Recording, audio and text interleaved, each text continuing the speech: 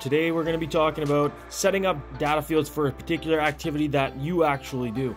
So there's a lot of preset activities on the watch, as you can see here, but a lot of the presets that are already there: tactical, golf, rowing, and tons of other ones. If you click add, you'll see the list. Now, these are good, but not always are they going to have the right data that you're actually interested in seeing. Running, for example, you're going to see the preset data field. Your heart rate zone is number 1. Number 2, you're going to see distance, time, your pace, time of day, and map.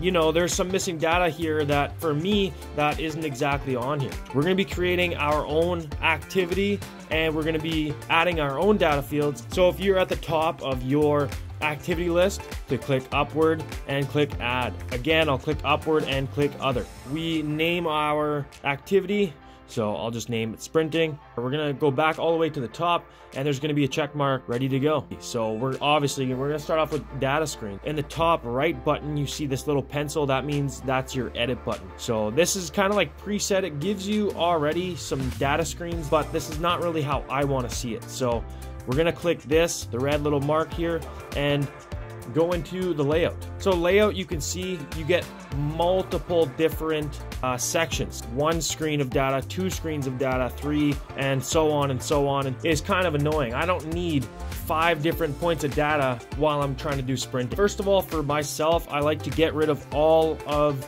the pre-existing data fields on here and just start fresh. The way I like to see my watch, honestly, is I care about my heart rate zone. So my first data field is going to be 1 right here, and edit it to what we want to see. Now that that is saved, that's our first screen. We're going to go to add new, custom data. How many fields of data would you like to kind of fill up your screen itself? You want 2, 3, 4, 5. The second one, I'm going to do 2 screens of data.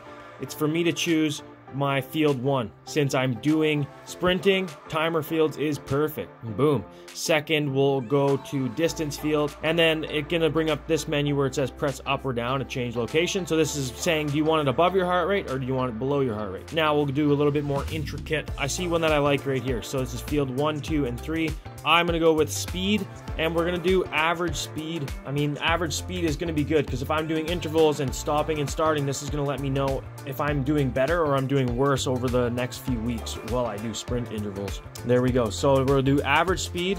We're gonna go max speed. We're gonna go to total calories. So again, you get to place this. If I'm looking back at this in the future, I can see if my average speed has increased or gone down, and I can see if I'm increasing my overall maximum speed at any given time. So after I'm done, you can hit the back arrow and it is saved. You can go back up to done. I just want to do another data field, show you guys exactly how I'd set up this one different from setting up sprinting. These 2 are good. I'm going to leave these 2 on here. Heart rate zones, easy, and time of day.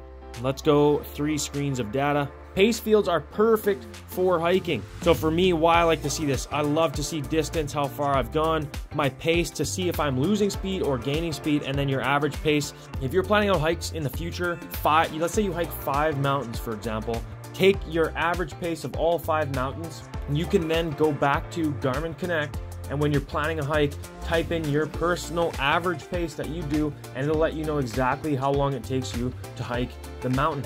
If you've done multiple mountain hikes, take your average pace, the elevation gain total distance, and kind of make a graph. So if you can calculate, okay, over 10 kilometers and 1,500 meters elevation gain, my average pace being this, it should take roughly this amount of time, and set yourself up for ultimate success. Obviously, for this one, I love having my map when I'm doing a hike. Compass is nice to have. Can't overlook these watches. This piece of kit that's the size of a fucking toonie, like, this is the ultimate tool. This fits on your wrist. This has every single piece of data that you need to know to help you out, to pace yourself, to increase your fitness, everything. Like, these watches can't be overlooked. We're gonna add some more data here. Elevation. Clearly, I want to know my elevation. I want total ascent and total descent, GPS elevation. So this is set up for hiking. Let's say you're hiking for 10 hours. It's a lot of data to look through, but I love to see different data, and there's no limit of how many fucking things I want to add, so I'm gonna add it.